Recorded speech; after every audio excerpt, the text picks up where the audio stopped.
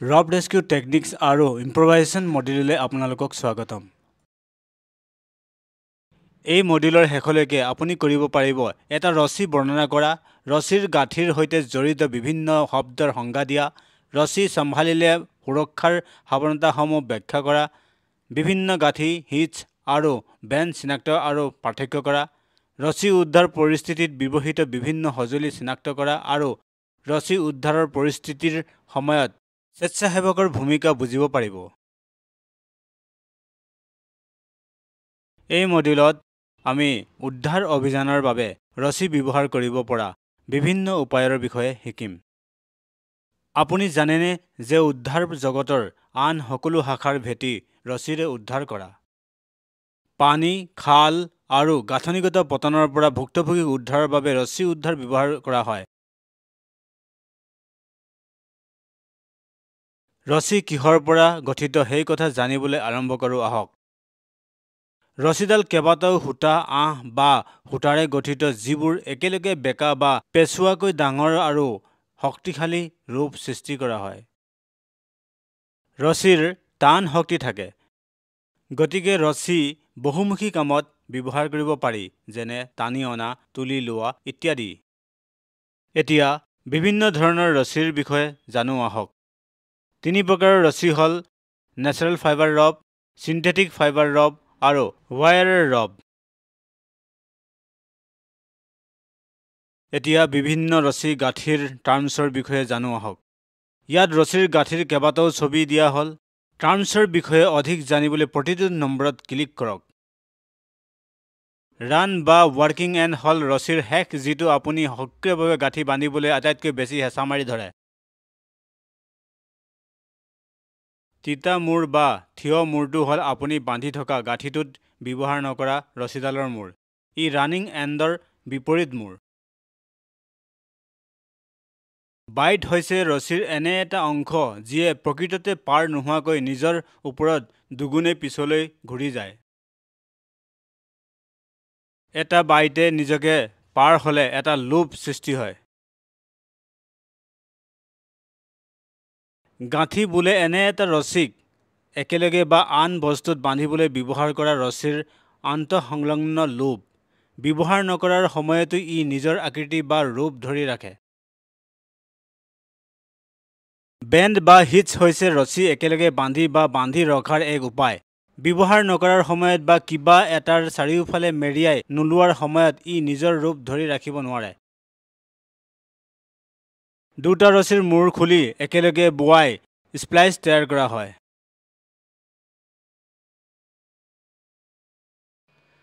কাৰ্ণামেণ্টেল ৰছী বা কোৰ শ্বীট হৈছে এক দিশীয় নাইলন কোৰৰ ওপৰত ব্ৰেড কৰা এটা অবিৰত ফিলামেণ্ট পলিয়েষ্টাৰ কভাৰৰ সুষম নিৰ্মাণ। উদ্ধাৰ আৰু ৰেপেলিং অভিযানৰ কঠোৰ প্ৰয়োজনীয়তাৰ বাবে ইয়াক ডিজাইন কৰা হৈছে। এতিয়া শ্বৰ্টবোৰ্ডৰ বিষয়ে আপোনাৰ বুজাবুজি পৰীক্ষা কৰিবলৈ এটা কাৰ্যকলাপ হাতত লওঁ আহক। উপযুক্ত বিকল্প নিৰ্বাচন কৰি বাক্যটো সম্পূৰ্ণ কৰক আৰু ছাবমিটত ক্লিক কৰক।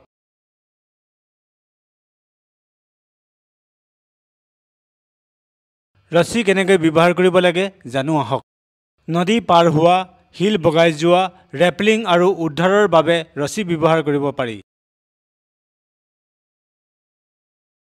এতিয়া ৰছী এটা কেনেকৈ সুৰক্ষিত ৰাখিব পাৰি জানো আহক। আমি খোজ কঢ়া বা ৰছীত থিয় হোৱাৰ পৰা বিৰত থকা উচিত। ৰছীডাল টানিব নালাগে কাৰণ ইয়াৰ ফলত আৱৰণখন সোনকালে ক্ষয় হৈ যাব। যদি ৰছী এটা প্ৰয়োজন নহয় তেতিয়া এখন ৰছী বেছি সময় টানত ৰাখিব নালাগে। যিমান পাৰি সোনকালে সকলো গাঁঠি আঁতৰাই পেলাব লাগে।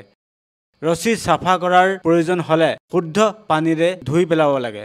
তাৰ পিছত তিতা ৰছীডাল বেগত ভৰোৱাৰ আগতে শুকুৱাই লওক। কিন্তু সূৰ্যৰ অতিবেঙুনীয়া বিকিৰণৰ সংস্পৰ্শলৈ আহিলে ৰছীডালৰ ক্ষতি হ'ব। গতিকে ন্যূনতম সময়ৰ বাবেহে ৰছীডাল শুকুৱাই লওক।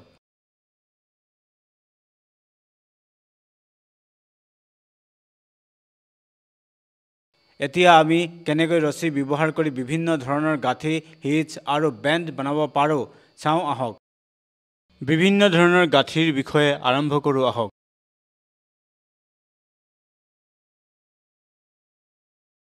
গাঁঠি তিনি প্ৰকাৰৰ, যেনে থাম্ব নট, ৰিফ নট আৰু গ্ৰেনি এণ্ড থিপ নট।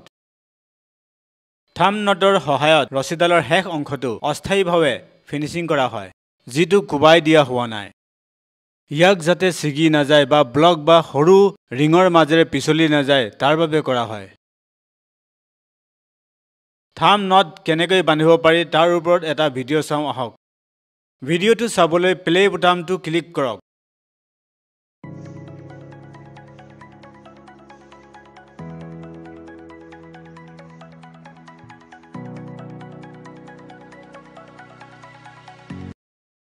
ৰিফ নটৰ সহায়ত সমান বা প্ৰায় সমান পৰিধিৰ দুটা ৰছী সংযোগ কৰা হয়। ৰিফ নট কেনেকৈ বান্ধিব পাৰি তাৰ ওপৰত এটা ভিডিঅ' চাওঁ আহক। ভিডিঅ'টো চাবলৈ প্লে বুটামটো ক্লিক কৰক।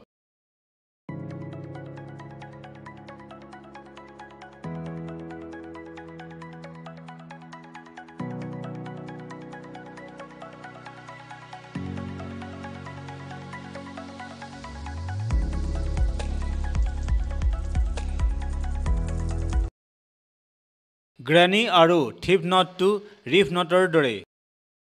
এই দুয়োটা অসুৰক্ষিত কাৰণ দুয়োটা ৰছীত টান দিলে ই পিছলি যাব। গ্ৰেনি আৰু থিপ নট কেনেকৈ বান্ধিব পাৰি তাৰ ওপৰত এটা ভিডিঅ' চাওঁ আহক। ভিডিঅ'টো চাবলৈ প্লে বুটামটো ক্লিক কৰক।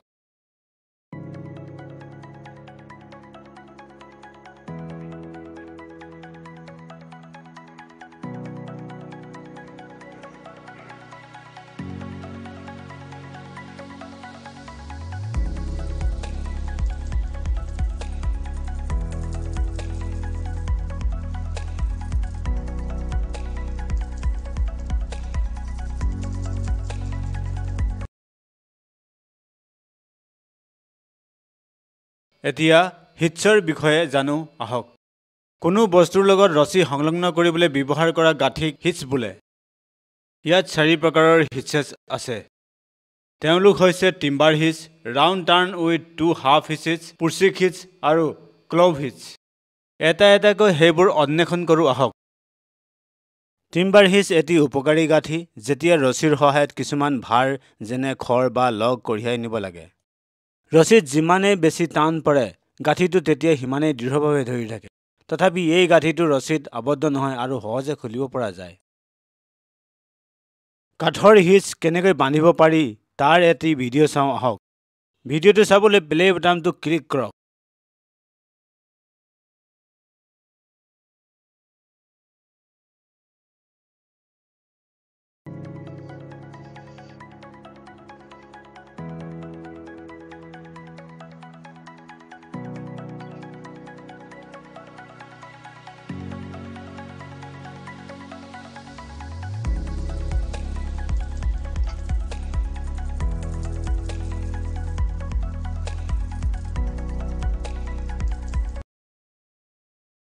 Round turn with 2 half hits গাঁঠি উপযোগী যেতিয়া দ্ৰুত আৰু স্খলন নোহোৱা সংযোগৰ প্ৰয়োজন হয় কিন্তু ক্ৰমান্বয়ে বিপদৰ আশংকা নাথাকে।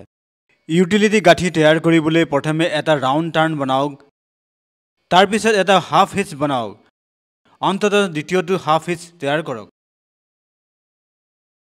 দুটা আধা হিটছেৰে কেনেকৈ ৰাউণ্ড টাৰ্ণ বনাব পাৰি তাৰ এটা ভিডিঅ' চাওঁ আহক। ভিডিঅ'টো চাবলৈ প্লে বুটামটো ক্লিক কৰক।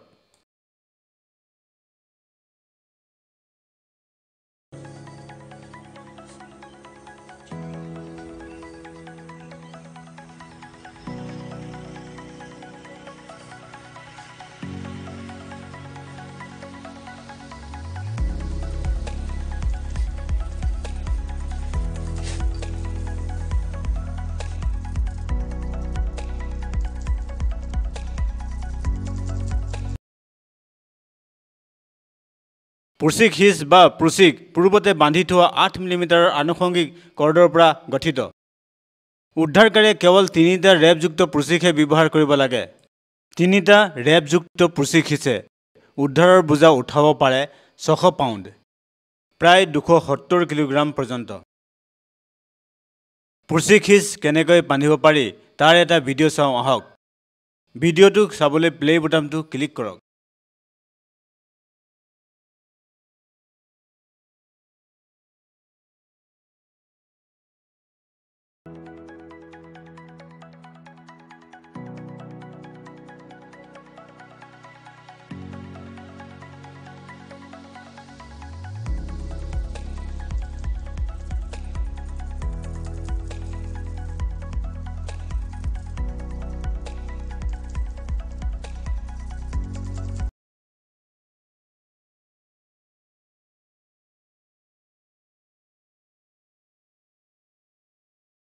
ক্ল'হিচ ৰছীৰ মূৰটো সোনকালে বান্ধিবলৈ উপযোগী। এইটো কৰি নিশ্চিত কৰা হয় যে ৰছীটো আপোনাৰ হাতৰ পৰিধিৰ পৰা বাহিৰ নহ'ব আৰু সহজে সলনি কৰিব পৰা যায়। এইটো মূৰক আৰু ফ্লেপিং আৰম্ভ কৰিবলৈ ভাল, যদিও ক্ল'হিচ গলি যোৱা বা মুকলি হৈ যোৱাৰ সমস্যাত পৰিব পাৰে। ইয়াক বান্ধনি বা এংকাৰ গাঁঠিৰ পৰিৱৰ্তে ব্যৱহাৰ কৰা নহয়। ক্ল'হিচ কেনেকৈ বান্ধিব পাৰি তাৰ এটা ভিডিঅ' চাওঁ আহক। ভিডিঅ'টো চাবলৈ প্লে বুটামত ক্লিক কৰক।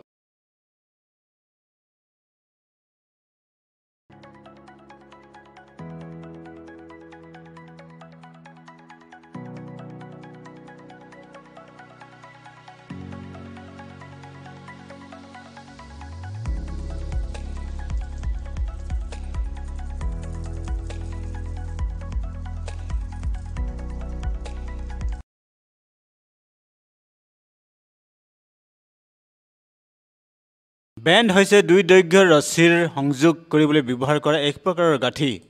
বগাই যোৱা আৰু বোজা সুৰক্ষিত কৰাকে ধৰি বিভিন্ন পৰিস্থিতিত বেণ্ড ব্যৱহাৰ কৰা হয়।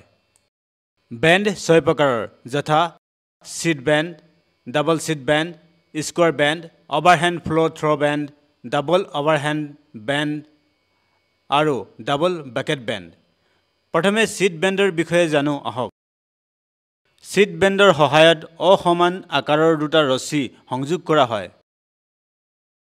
চিট বেণ্ড কেনেকৈ বান্ধিব লাগে তাৰ ওপৰত এটা ভিডিঅ' চাওঁ আহক। ভিডিঅ'টো চাবলৈ প্লে বুটামটো ক্লিক কৰক।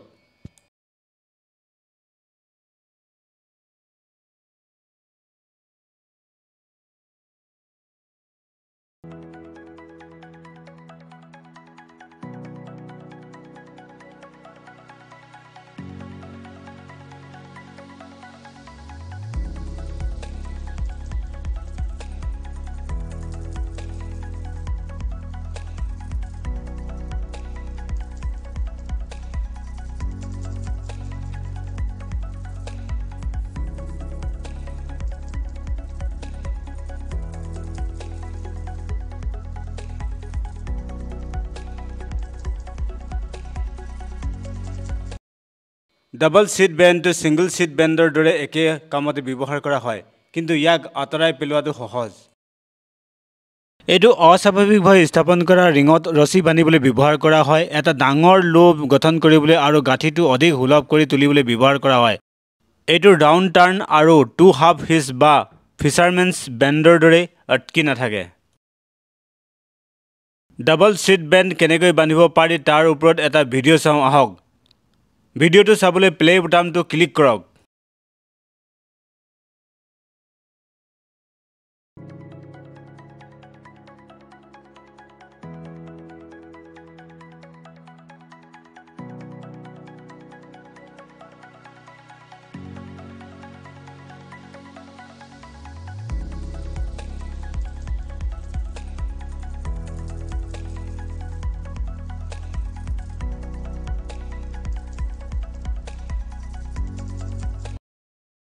স্কোৱাৰ বেণ্ড, যাক পূৰ্বে গাঁঠি বুলি কোৱা হৈছিল, দুটা ৰছীৰ প্ৰান্ত সংযোগ কৰিবলৈ ব্যৱহাৰ কৰা হয়। এইটো প্ৰধানকৈ জীৱন সুৰক্ষাৰ প্ৰয়োজন নোহোৱা পৰিস্থিতিসমূহত ব্যৱহাৰ কৰা হয়।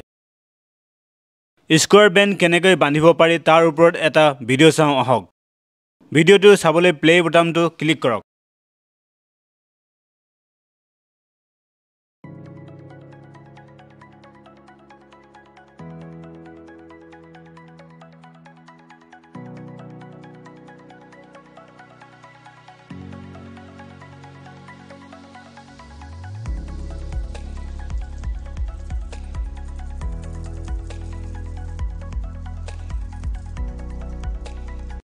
এটা অভাৰহেণ্ড ফ্ল' থ্ৰ' বেণ্ড ব্যৱহাৰ কৰি দুটা ৱেভিং এণ্ড একেলগে বান্ধি এটা ৰানাৰ গঠন কৰা হয়, যিয়ে এটা মাল্টি পইণ্ট এংকৰক একেলগে বান্ধি ৰাখে।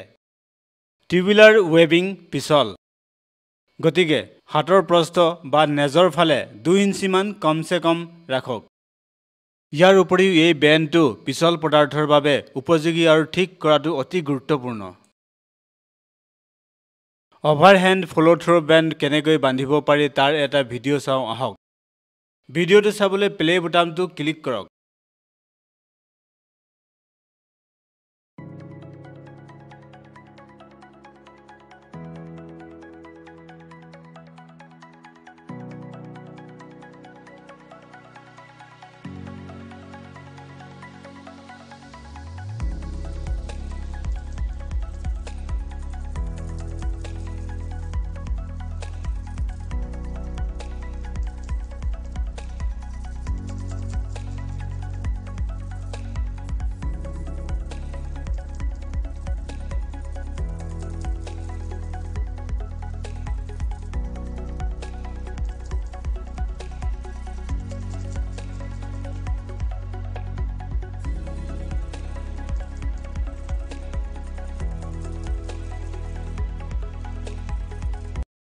দুটা ৰছী একেলগে বান্ধিবলৈ ডাবল অভাৰহেণ্ড বেণ্ড ব্যৱহাৰ কৰা হয়।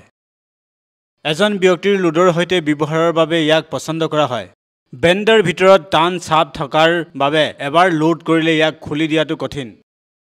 কিন্তু বোজা উদ্ধাৰৰ বাবে ডাবল অভাৰহেণ্ড বেণ্ড ব্যৱহাৰ কৰিলে প্ৰুচিক বাইপাছ কৰাটো বাঞ্ছনীয়।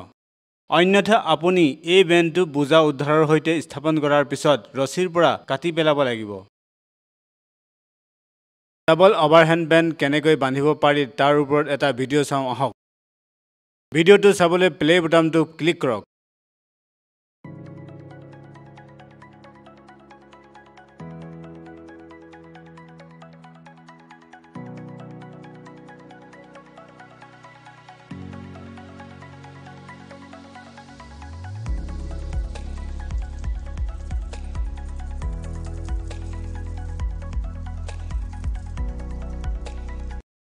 দুটা অসমান আকাৰৰ ব্যাসৰ সামগ্ৰী একেলগে সংযোগ কৰিবলৈ ডাবল বেকেট বেণ্ড ব্যৱহাৰ কৰা হয়। কোনোবাই হয়তো নেজ দুটাত ডাবল অভাৰহেণ্ড কৰি ডাবল বেকেট বেণ্ডটো বেকআপ কৰিব বিচাৰিব পাৰে। আপুনি আপোনাৰ প্ৰয়োজন অনুসৰি ব্যৱহাৰ কৰিবলৈ অতিৰিক্ত গাঁঠি আৰু লেচিং শিকিব পাৰে আৰু অসহায় ব্যক্তিজনক উদ্ধাৰ কৰিব পাৰে। ডাবল বেকেট বেণ্ড কেনেকৈ বান্ধিব পাৰি তাৰ এটা ভিডিঅ' চাওঁ আহক। ভিডিঅ'টো চাবলৈ প্লে বুটামটো ক্লিক কৰক।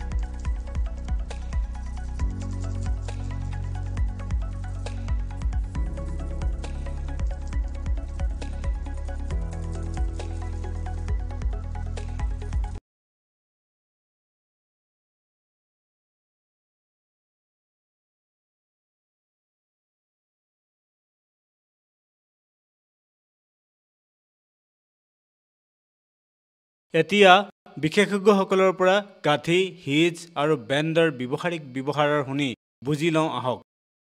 ভিডিঅ'টো চাবলৈ প্লে বুটামটো ক্লিক কৰক।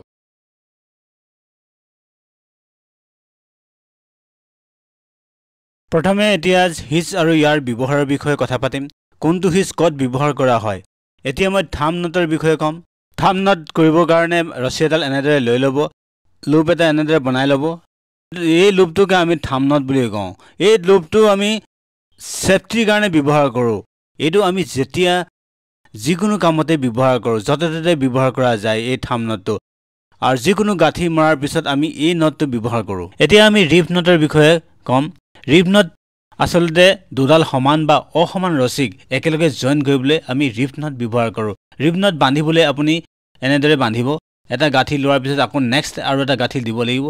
দি টাইট কৰি এনেকৈ টানি আপুনি চাব পাৰে যেনে টাইট হৈছেনে নাই। আৰু ইয়াক যদি সঠিককৈ লাগিছেনে নাই আপুনি এই লুপ দুটা এনেকৈ শ্লিপ কৰি চাব পাৰে। তেতিয়া গম পোৱা যাব যে আপুনি এইটো সঠিকভাৱে লাগিছে। এনেদৰে টানি আপুনি নিশ্চিত কৰি ল'ব লাগিব। কিন্তু ইয়াৰ পিছত আকৌ ছেফটি নট লগোৱাটো বহুতেই বাধ্যতামূলক। ছেফটি নট লগালে ইয়াৰ খুলি যোৱাৰ সম্ভাৱনা খুব কমেই থাকে। দুয়োফালে এনেদৰে ৰিপ নটৰ পিছত ছেফটি নট ব্যৱহাৰ কৰি আপুনি দুডাল সমান বা অসমান ৰছীক জইন কৰিব পাৰিব আৰু জইন কৰি যিকোনো কামতে ইয়াক ব্যৱহাৰ কৰিব পাৰিব। এনেদৰে ছেফটি নট ব্যৱহাৰ কৰিলে কেতিয়াও কোনো ধৰণৰ সমস্যা নাহে আৰু যিমান দূৰ হ'লেও বান্ধি টাইট কৰিব পাৰি। ইয়াক ৰিপ নট বুলি কোৱা হয়। যেতিয়া আমি যিকোনো অবজেক্টৰ ওপৰত ৰেস্কাৰৰ ৰছী ফিক্স কৰিবলৈ ক্ল' হিচ ব্যৱহাৰ কৰা হয়। চিধা ৰছীডাল ধৰক, দুয়োখন হাতেৰে ভালদৰে ধৰি হেণ্ডেল কৰক।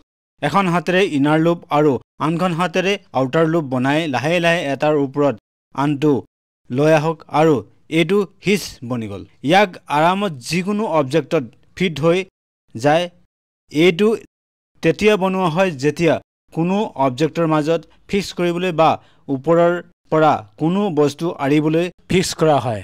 যদি ইয়াক যিকোনো অবজেক্টত বান্ধি বা কিনাৰত বান্ধিবলৈ আকৌ একে ধৰণৰ নট ব্যৱহাৰ কৰি সাজু কৰা হয়। এতিয়া ৰছী ব্যৱহাৰ কৰি বিভিন্ন ধৰণৰ গাঁঠি, হিচ আৰু বেণ্ডৰ বিষয়ে আপোনাৰ বুজাবুজি পৰীক্ষা কৰিবলৈ আন এটা কামত হাতত লওঁ আহক। ইয়াত দেখুওৱা গাঁঠি আৰু হিচৰ প্ৰকাৰ চিনাক্ত কৰা ছবিসমূহৰ সৈতে মিলাবলৈ লেবেলসমূহ টানি লওক আৰু ছাবমিটত ক্লিক কৰক।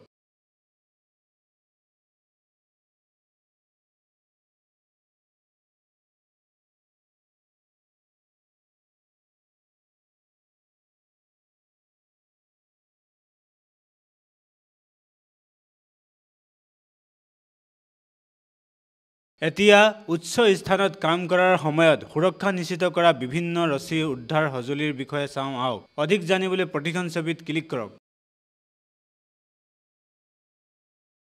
ৰছী উদ্ধাৰ কাৰ্যকলাপ যেনে বগাই যোৱা, পতন ধৰা পেলোৱা ব্যৱস্থা, ৰছী উদ্ধাৰ আৰু বগা পানী উদ্ধাৰত কেৰাবিনাৰ বহুলভাৱে ব্যৱহাৰ কৰা হয়। বিভিন্ন নিয়মীয়া অগ্নি নিৰ্বাপক বাহিনীৰ ব্যৱহাৰৰ বাবে অনুকূল। অগ্নি নিৰ্বাপক বাহিনীৰ কেৰাবিনাৰৰ কেইটামান ব্যৱহাৰ হ'ল গধুৰ বোজাৰ বাবে ঘৰ্ষণ ব্ৰেকিং, ছিটিকি থকাৰ সময়ত গাঁঠিৰ সলনি কৰা আৰু বেণ্ড আৰু গাঁঠিৰ সুৰক্ষিত কৰা।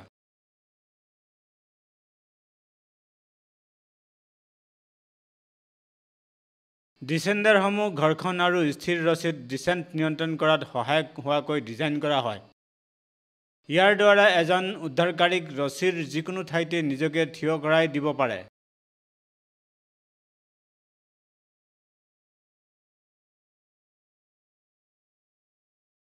ৰছীৰে প্ৰৱেশৰ বাবে প্ৰয়োজনীয় সঁজুলিৰ অন্যতম অপৰিহাৰ্য অংশ হৈছে এচেণ্ডাৰ। উদ্ধাৰকাৰীয়ে নিজকে ওপৰলৈ টানিবলৈ হাত ব্যৱহাৰ নকৰাকৈ ৰছীত উঠিবলৈ ব্যৱহাৰ কৰিব পাৰে।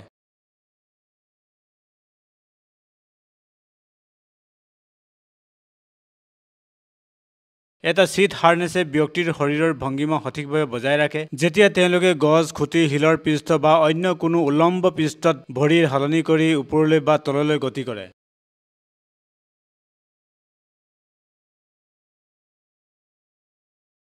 ফুল বডি হাৰ্নেছ এইদৰে তৈয়াৰ কৰা হয় যাতে পৰাৰ পাছত পৰিধানকাৰীক থিয় অৱস্থাত ৰাখিব পাৰে। ইয়াৰ ফলত ছাছপেনশ্যন ট্ৰমাৰ সম্ভাৱনা হ্ৰাস পায় আৰু উদ্ধাৰৰ প্ৰচেষ্টাও দ্ৰুতগতিত সম্পন্ন হয়।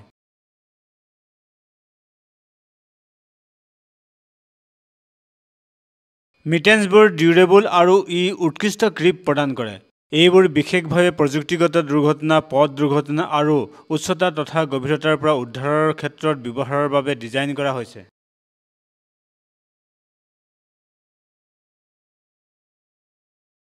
ৰছী উদ্ধাৰৰ সময়ত স্বেচ্ছাসেৱকসকলে বহু ধৰণে সহায় কৰিব পাৰে। স্বেচ্ছাসেৱকসকলে সহায় কৰিব পাৰে উদ্ধাৰ অভিযানৰ সময়ত সম্প্ৰদায়ত শৃংখলা বজাই ৰখা। উদ্ধাৰকাৰী দলে সম্পদ স্থানান্তৰণ কৰে, উদ্ধাৰকাৰী দলে ভুক্তভোগীৰ গতিবিধি কৰে আৰু ঘৰুৱা অতি আৱশ্যকীয় সামগ্ৰী পৰিবহণত সম্প্ৰদায়ৰ সহায় কৰিব পাৰে।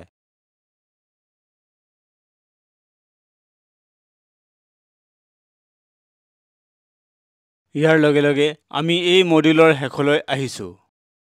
এই মডিউলত আলোচনা কৰা মূল কথাবোৰৰ সাৰাংশ দিওঁ আহক। আমি জানিব পাৰিছোঁ যে পানী, খাল আৰু গঠন ভাঙি পৰাকে ধৰি আন সকলো উদ্ধাৰ বিশেষত্ব ৰছী উদ্ধাৰৰ নীতিৰ ওপৰত নিৰ্মিত। ৰছীৰ টান শক্তি থাকে, গতিকে টানি অনা, উত্তোলন আদি বহুমুখী কামত ব্যৱহাৰ কৰিব পাৰি। ৰছীৰ গাঁঠিৰ বিভিন্ন শব্দ হ'ল run end, bitter end, bight, loop, knot, bend বা হিটছ, স্প্লাইচ আৰু কৰ্ণমেণ্টেল। বিভিন্ন প্ৰকাৰৰ ৰছী হ'ল প্ৰাকৃতিক আহৰ ৰছী, কৃত্ৰিম আহৰ ৰছী আৰু তাঁৰৰ ৰছী। ৰছীৰ সুৰক্ষা বজাই ৰাখিবলৈ ৰছীত খোজকঢ়া বা থিয় হোৱা পৰিহাৰ কৰক। ৰছীডাল টানিব নালাগে। প্ৰয়োজন নহ'লে কোনো ধৰণৰ দীঘলীয়া সময়ৰ বাবে ৰছীডাল টানত ৰাখিব নালাগে। যিমান পাৰি সোনকালে সকলো গাঁঠি আঁতৰাই পেলাওক। পৰিষ্কাৰ পানীৰে ধুই পৰিষ্কাৰ কৰক। বেগিঙৰ আগতে তিতা ৰছীডাল ন্যূনতম সময়ৰ বাবে শুকুৱাই লওক। বিভিন্ন প্ৰকাৰৰ গাঁঠি হ'ল thumb knot, reef knots, granny and thief knots. বিভিন্ন ধৰণৰ হিটছ হ'ল টিম্বাৰ হিটছ, ৰাউণ্ড টাৰ্ণ লগত দুটা হাফ হিটছ, প্ৰুচিক হিটছ আৰু clove hitches. Sheet bend, double sheet bend, square bend, overhand flow through bend, double overhand bend আৰু double becket bend আদি বিভিন্ন ধৰণৰ বেণ্ড আছে। বিভিন্ন ৰছী উদ্ধাৰ সঁজুলি হ'ল carabiner, descender, ascender, seat harness, full body harness, full body harness আৰু মিটেন।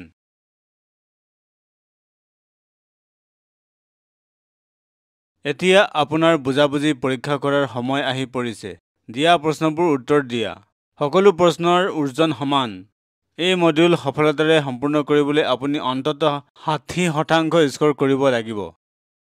প্ৰশ্নবোৰ ভালদৰে পঢ়ক আৰু উপযুক্ত বিকল্প বাছি লওক।